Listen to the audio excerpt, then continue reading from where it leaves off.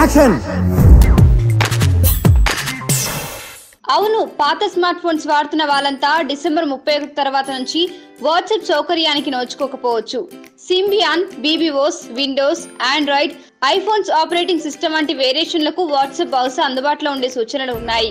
దీనికి గల కారణం ఏమిటంటే వచ్చే ఏడాది నుంచి కొత్త ఫోన్ల ఈ సౌకర్యాన్ని ఓవర్టేక్ చేసే అవకాశం ఉందట. అంటే పాత ఫోన్ల వారికి అప్డేట్స్ ఉండవు. థర్డ్ పార్టీ డెవలపర్లు వాట్సాప్ పని చేసేలా కొన్ని మోసపూరిత పద్ధతులకు పాల్పడవచ్చు. కానీ వీటిని తాము రికమెండ్ చేయలేదని, ఆ సమాచారంలో నష్టం కలిగించే అవకాశాలు ఉండవచ్చని ఈ యాప్ వర్గాలు పేర్కొంటున్నాయి.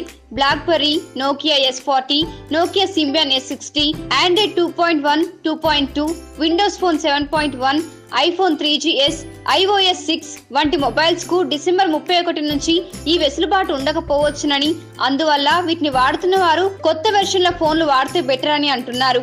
ఇదిలా ఉంటే దేశంలో 95% పైగా ప్రజలు దీన్ని వాడుతున్నారు.